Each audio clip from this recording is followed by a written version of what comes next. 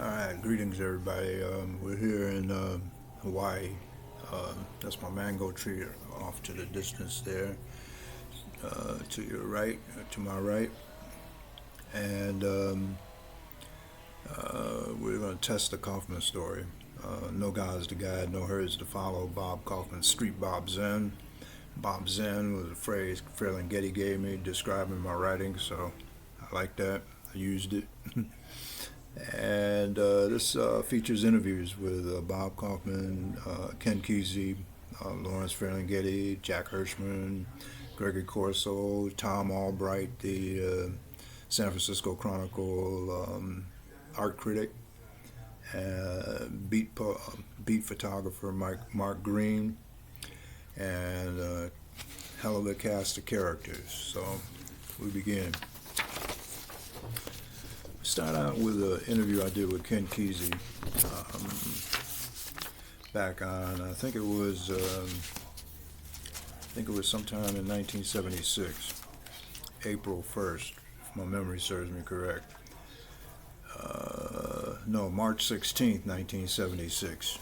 All right, I knew I was close. All right. Ken Kesey, the Great White Pyramid Hunter. Date March 16th, 1976.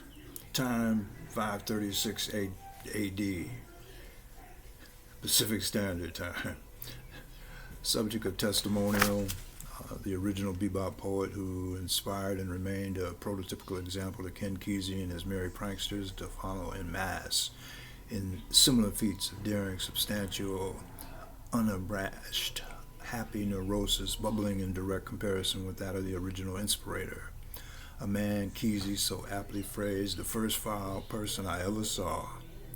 What follows is Kesey's story of this initial creator, an early 1950s vision going back to the roots of what it meant to be beat. So Kesey goes, there's a great little story here. I'd read On the Road in college, and I didn't really think of it as being something, anything but fictional until one day we were traveling down to California to a wrestling tournament at Cal Poly. We went through San Francisco and we had heard about North Beach, and I said, let's go up Grant Street. I read a book about this place. Now, we headed up Grant Street, and it was a Sunday afternoon when just the whole beatnik thing was hitting. And a lot of tourists were driving through Grant to look it over, and the cars were driving very slow. It was a warm, sunny day, and the windows were open. All of a sudden, down the road, here comes this guy. Craziest looking man I'd ever seen. He was black, but he wasn't quite a Negro. He was loud, but he wasn't quite offensive. And he had these crosses of tiny white band-aids all over his face in a pattern to make him look like little crosses on a leather brown Bible. He was going down the road, and I realized years later, probably wired as hell, spouting poetry into the window of each car according to the car and the occupants. And he came to our car window and ran off some stuff, and I can't remember what he said. All I can remember was the effect. But I knew this guy was talking the truth, right straight off the top of his head about us. And he wasn't being insulting because nobody took it amiss. Everybody was greatly shocked. Later I came to know that this was Bob Kaufman. And I'd see him hanging around the bagel shop with his son Parker inside a little clarinet case. But I didn't really appreciate him as a poet. I appreciated him as something, but until much more recently, within the last 4 or 5 years. In rereading his stuff, I could trace back and see how, oh, yeah, that's where Ginsberg got that riff. Interviewer. Yep. Here's where Kerouac picked up that thing. Yep. And that's where Cassidy picked up. Boom. That was Kesey's first observation of Bob Kaufman. Condemned to life among the dead. Bob Kaufman, a living testament to spontaneous expression of poetic verse into silent, readable songs. Bob Kaufman, the original bebop man. Bob Kaufman was the poet whose name was mentioned by Herb Caen, the noted San Francisco columnist, when he coined the term beatnik. Little did Caen realize that the young poet who was kicking in the bagel shop windows in North Beach and screaming Sputnik, Sputnik, was actually denouncing the approach of the space age. In thus doing, he created a symbol for the world to relate to in complete protest against the ways of a sovereign society that was implementing its first international display, urging competitive national spirits, which eventually escalated economic conflict and escalated wars of truth, with both sides firmly entrenched. The 12-year silence. The heavy burden of knowledge must be shut away in silence. That's a quote from the I Ching. We remember when poets removed tangled brains to save for a saner time. Now, when I'm reading this today, when I'm doing a Kaufman quote, all Kaufman quotes are underlined here. So I'm going to snap my finger before a Kaufman quote and snap it again when the Kaufman quote ends. Alright, just so that you'll know why I'm snapping my fingers. Here we go. We remember when poets removed tangled brains to save for a saner time. Addicted to reality. Nobody heard a thing from him in 12 years. The silent beat didn't draw a crowd. 1963 to 1974. Beat poet Bob Kaufman was considered to be nothing more than a casualty of the beat generation. Babbling inane, continuous run-on sentences. Speaking in schizophrenic word salads. Mute, long silences dragging on for years, twisting his head in jerky, spastic methadone withdrawal. Despite this frail outward appearance, internally, he was taking on the collective karma of 3 generations single-handedly and simultaneously and all at once, as his mind retained ghastly images.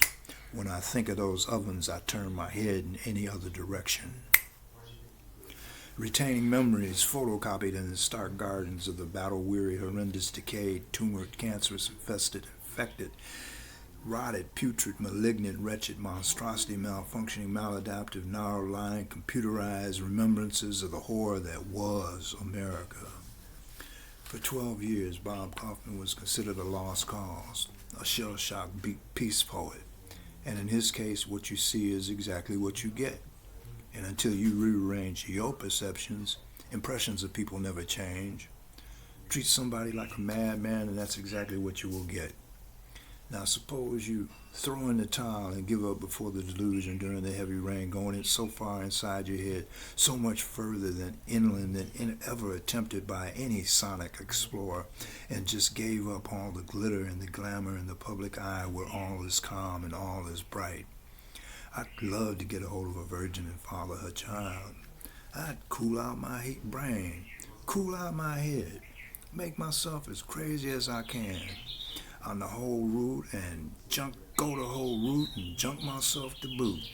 Living in the past ain't so embarrassing. It's when you're living in the future when things start getting a little out of hand. How can you tell everybody about that which they haven't seen? Excuse me, ma'am, but something's about to happen here. You don't know what it is, do you, Mrs. Jones? And so he knew that America was about to take a plunge into the backyard pool, and meanwhile, I'll just dig myself into my own brain foxhole, light up about 1 trillion joints, and ram some godly crank, and just chug lug down Broadway, and hook my head to some good old electroshock, and learn to endure, just have a dashing, brilliant time, absorbing love juice from 120-volt jabs to tickle delight, just coursing it up against the walls. Cook myself till I'm toasted a nutty brown and sell myself as a peanut on the corner to any stranger who can spare a nickel or a spare penny to a starving soul who's only a poor tattered country boy led astray by the stray wayside. And why can't you be a nice businessman alone, this defeated laughing man, a spare Buddha? In talking about the collective karma of one's times, remember that in standard psychiatric analysis, one's actions are only thought of in terms of one's own personal psychiatric history without any consideration of the fact that within one person there exists the collective suffering and joys of all humanity. Thus, Bob Kaufman's 12-year delirium can best be understood by the fact that sensitive poets are tossed and turned like puppets by the winds of change abounding through the corridors of the planet of the nation. Observing the fact that during this 12-year silence, there was acute disarray on the U.S. war front. Malai was happening everywhere, and death rose as nauseous odors across Vietnam's former lush oasis. Suppose you felt this personally to the point of being able to sense and feel via long distance the pilfered destruction of bodies dying, in the direct sense of feeling that that which is done to someone else is exactly what is being done to you. In the realm of art, this is the same vibe that Hendrix picked up on in a concert during the mid-60s. If you ever watched him up close when he was withering out silent statues on the trembling thought of holding his machine gun rather than his old lady Isabella, quite literally crying during a performance of this song, and often flinched and winced as if he felt a bullet piercing through him on the battlefield. Now, in his liner notes to Rainbow Bridge, his album Rainbow Bridge, he reiterates the transference of cross-continental clairvoyant vibes when asked if he ever had an out-of-body experience.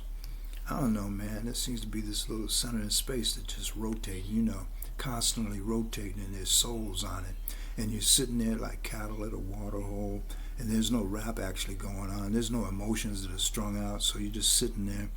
And all of a sudden, the next thing you know, you'll be drawn to a certain thing, and the light gets bright, and you see stuff, a page being turned, and you see yourself next to a Viet Cong, a soldier being cut down. You arrive on the scene of a soldier being cut down, and all of a sudden you feel like helping that soldier up, but you're feeling yourself held in another vibe, another sense of that soldier. It seems like the soul of him, unquote. Strangely speaking, along these same lines, Ken Kesey was telling me that through the use of psychedelics during the 60s, many of us became temporarily aware of vibes that are only natural to a poet musician's feeling sense all of the time.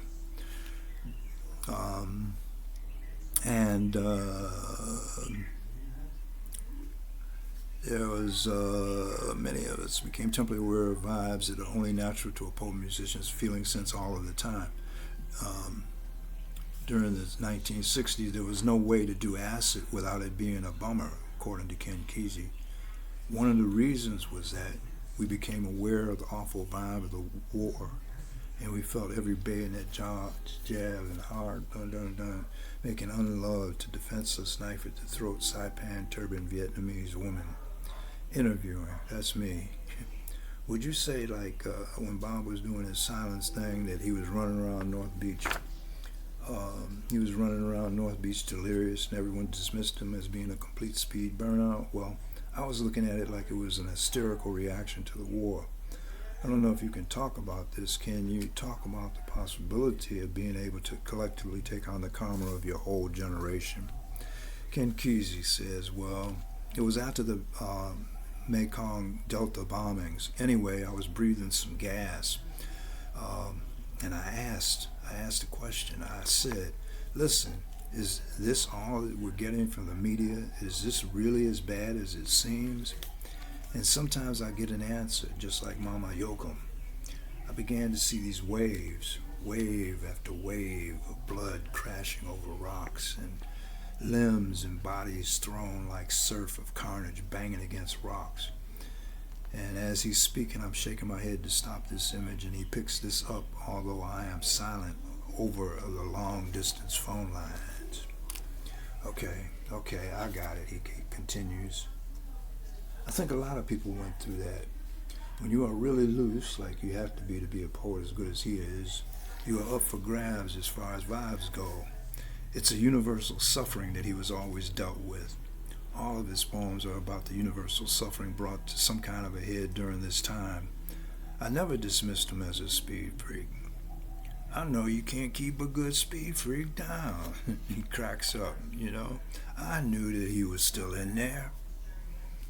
So, end of quote. In summation, a whole lot of folks judge Kaufman without any real feel or understanding of how visions are induced and the subsequent bodily contortions occurring as his visionary surge or muse possesses their medium. I was afforded a view of suffering humanity as I reluctantly twist and turn my head trying to shake my mind of this vision, a vision of vast fields of hordes of suffering, wailing humanity. All caste systems represented in the sending out of an international SOS signal of bleeding hearts, all felt and seen as if in the fibers of my heart. all felt and seen as if in the fibers of my heart, hearing simultaneous cries, finding only outlets and lack of suppression, just echoing the last remnants of pain, saying, "This is it.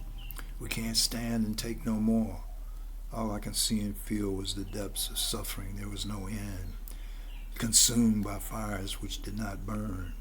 Meanwhile, I was in the presence of friends who were strictly into the here and now in their day-to-day existence, and though it appeared as though it was only I who was suffering, I could feel in the power of the vision that my fate was shared, even though not engulfing my immediate constituents as they stand by innocent of the visions I just saw.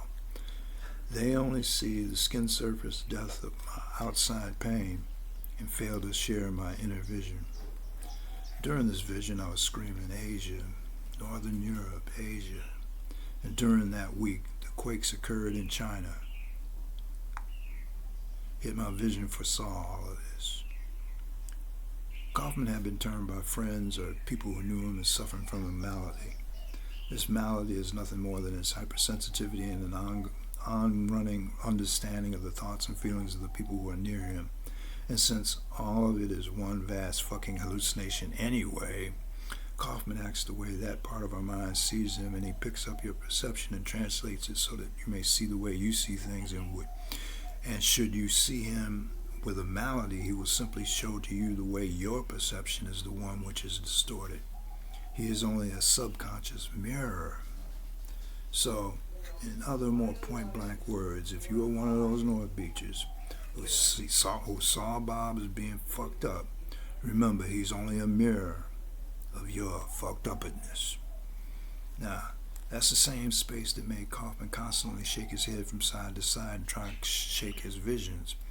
Outwardly, he appeared as if he had the jitters, but inside his head, the same vision constantly reoccurred, and there was no escape from the sight of wretched horror.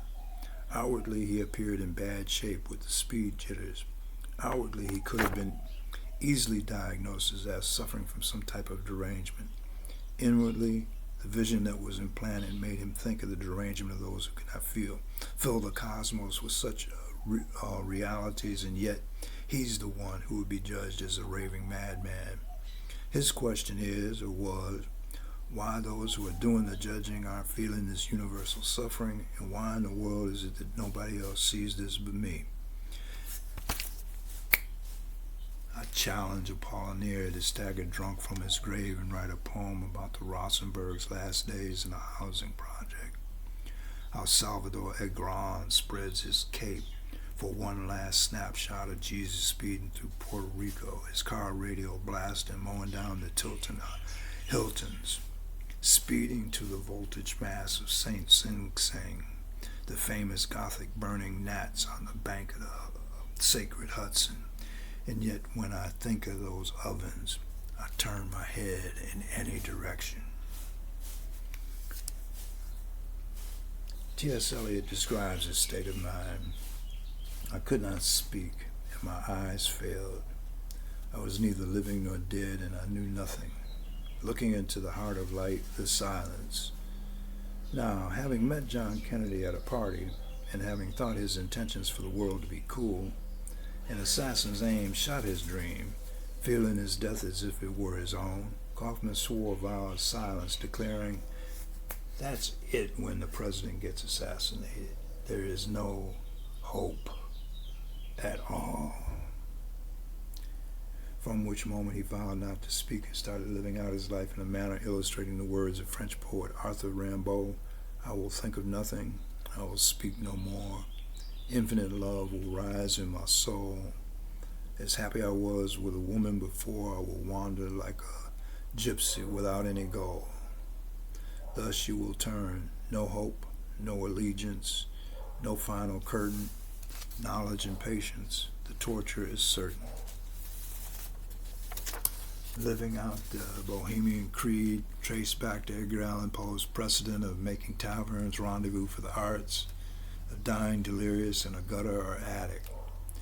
Until the time of the Vietnam War ended, Kaufman utilized North Beach as his monastery to contain him during his silent years and utilized his time to think and to keep himself sequestered in ragged hotels in the heart of the porno district, living in a civilized jail cell where inhabitants live in a means of life that shares the true expression of the love for argumentative voices that cry out through thin Chinese paper walls, where privacy is the unheard dirge requiem, where shouts in the room next door ruminate all night to cries of "I'll kill you about that, I'll kill you about that," repeated every 90 minutes by the same dude, while in the spaces between, an old guy playing passion Vaseline dreams, crying in ecstasy as self-emulant, flesh-induced pumps the juices and disordered, wet with passion sheets and mildew-encrusted blinds open into night alley air and the passage of happy prostitutes on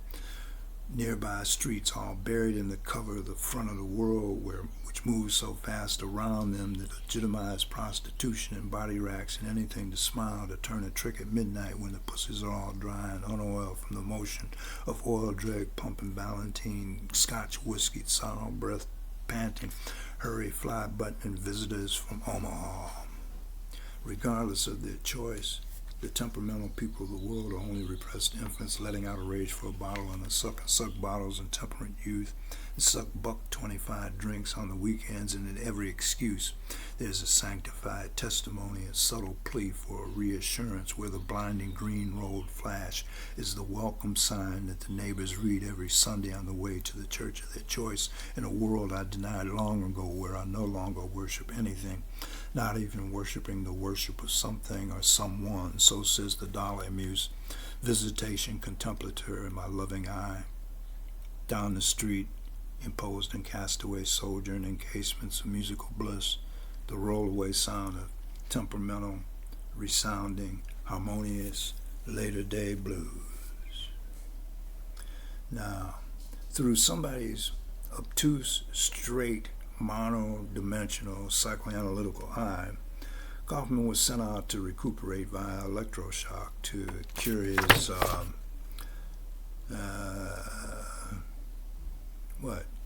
penetrating visions. Now, rumor has it that he had about 150 electroshocks. Session 1 is hospitalogram, in-group shrieks, nacro malts, ripped lung leaking, coughed air, sad significances.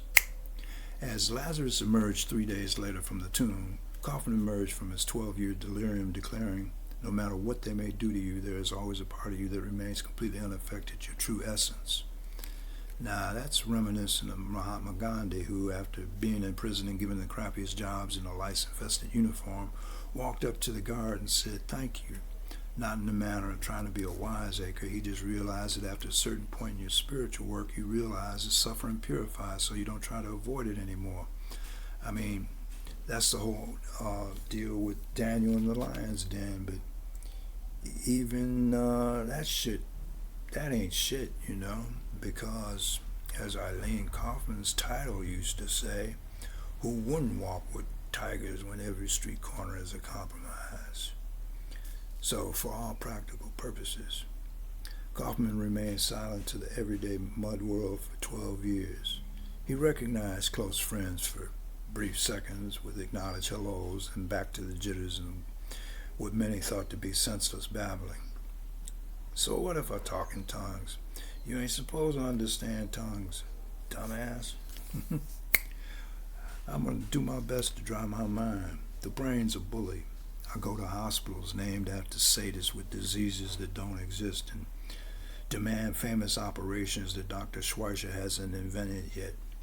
They give me drugs while I wait for Albert to emerge from the jungle.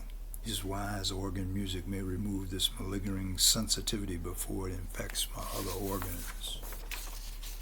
Now, his technique and style of verbal riff-raff was the source of inspiration for brambling Jack Cassidy during his short term as a merry prankster. Now, Cassidy would stand in the corner of a room and just rap to himself at Mission Impossible clips of speed and endurance over verbal territory never before the said moment spoken into the always accepting void. Kesey would sit and watch Cassidy doing this ritual, and he equated it with Kaufman's so-called nonsense raps that he ran through as he walked continuous non-stop holding a daily vigil outside the walls where the coexistence bagel shop used to reside. Such schizophrenic word salads were looked upon as a form of self-therapy in which one utilizes the sound of one's voice to, as Kesey says here, sandpaper the edges off of a rough mind until finally the voice was rough and his mind becomes smoother and smoother. That existential off the top of the head stuff often led into cul-de-sacs of the mind because the existential road leads itself into a loop. This is what happened to Jack Kerouac. When he saw what he thought to be the bottom of his mind, he chickened out and became sad and depressed. That's Ken Kesey. So, in Beatitude magazine, which was originally published and founded by Kaufman and a few others in the late 50s, Kerouac struck the nail on the head as he saw the end of the road and warned to the ledge at the edge. He said, I've been on my back so long, everything looks like heaven. Then again, Van Gogh was only mildly deranged. He fell off a hobby horse when he was 3. By a stroke of luck, he cut off his ear, mailed it to himself, and demanded ransom or he would cut off the other. Picasso shouted nightmares, screaming, climb inside yourself. There's a madness there. Maxwell Bodenheim poetically discovered the wild, tickling, decadent variances of raw outcry, gutsy, naked, cymbal clashing, saintly exploit, culminating climax writing, smoky whisper jazz in the roaring 1920s. Bodenheim was a poet who lived in the Bowery and finally drove himself to motherly woman 40 years his senior who chained and locked him in a closet. Bodenheim had denounced everyone and wrote, Bodenheim had no sweet marijuana dreams. Kerouac denounced everyone and went Republican. He loved his mother and his 42 cats. Degas expected angels, exposed angels in ballet skins, smoke behind walls of Marseille's absent dens. Kaufman gassed himself into a sacred semicolon, babbled unchristian tongues as brilliant monsoons gushed from his vacant eyes. A burning bird whistled on high. Eat it all. Die. Shuffling up and down in front of the bagel shop repetitively in jittery motions, maintaining a continuous perpetual vigil, standing on guard, seeing to it that everyone remembers the vaguest hints of the repetition of the lingering trace of a beat. Point the way, living legend of Tao. Can't shake it loose no matter how hard I try. Standing still in the passing subconscious stream of virgin minds, gone, going, gone. You would go silent too when you ain't been heard for 2,500 years and you're the crystal Buddha and you're the blue Krishna and you blow blue poems and all your former heyday beat friends think you a psycho and you get tired of always proving yourself when you're already 100 proof and your Seagram 7 caresses your head when you get fed up with dealing with all the whole mess. There goes crazy Kaufman, remaining a living monument of the beat generation to remind, almost destined to become memorable of Hermann Hesse's declaration, the lonely one who looks on, the bearer of human longing, of whom the future, the fulfillment of the world has no further need. Many garlands wilt on his grave, but no one remembers him. No one seems to see the living dead. Diane Blummer, or Dee as we used to call her, a North Beach poetess, provides acknowledgement. She used to say that the spirits of the wind, the guiding ones, are never disguised but barely recognized. Once again, Kesey, the trip master for the silence section, said that 1975 was the year of the resurrections and that Bob Kaufman was one of those who was resurrected during that year. Now, in the metaphorical Boris Karloff speaking sequence, Kesey goes, the monster lives, Igor. He's getting ready for the second feature. Psychological death equals evolutionary spiritual rebirth. Electric blues. Blues is a new race that speaks to all the nations in musical, linguistic tongues.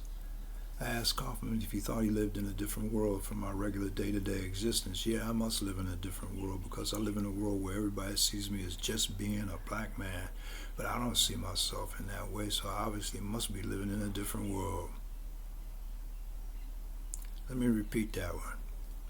Yeah, I must be living in a different world because I live in a world where everybody sees me as just being a black man. But I don't see myself that way, so I obviously must be living in a different world. Kaufman further elucidates and expounds and extols and exasperatingly drives home the point where he expelled, I am not a form, I am me, sacred and holy. I am unimpalpable. The form that memory takes has bled on me and burned Rimbaud to ashes. No one else can ever think of that form, bleeding themselves or others. Sun Ra, the jazz spiritual advisor to John Coltrane and Pharoah Sanders, says likewise, here I am, I say what I say, they say what they say, here we are. Yet they say that they are and I am not. Here I stand, yet I am not a living, breathing myth for those who can see the meaning of the magic lie, that to rise above the cultures of the land is to appreciate all. Or, over at Vesuvio's, there was this guy, used to be called Big Jim, about 7'3". Big Jim used to call Kaufman a prophet 200 years ahead of his time. Now suppose all of your poetry was written as prophecy, not to come true for 20 years. Would you quietly wait it out? To submit once and for all to the abominable silence arisen from the abysmal bottomless cachet of cosmos? On the day the Vietnam War ended, Kaufman breaks his trance and perceives the world as new again, in the anticipation of a future spring where newborn minds may burst in splendor attacks upon the empty canvases and blank pages of long-awaited feelings of perceived color translated into happy variances. And always remember, laughter is orange. Free the essential spirit, Kundalini-powered third eye, perceptibility receiving channels of pure, unadulterated private passion, casting itself out into the retained memory banks of the Earth's multi-layered aura within the Akashic records to at last retrieve oneself after a 12-year reign of terror. Must a visionary speak of the future and have his future visions denied due to the inability of those around them to see the future and block his path in mock jealousy? In 1959, Bob wrote about the coming of his second April, where he's smelling futures of green anticipated comings. Any loss we gain as hours, which multiply and divide us into the season of April, month in which months were born. 2nd April. It's like he foresaw that he would come out of his 12-year trance, hysterical reaction and check back in with no baggage. Just in time to help usher in the second San Francisco Renaissance. We fly ahead into the past. Good. We defeat progress. April 1st, 1976. Riots erupt in Nazareth. Buses stop running. The Teamsters bring the country to a halt. Ford and GM lay off all the workers, back to bicycles, the Pony Express, and staying close to home. First 6 pages, we'll stop.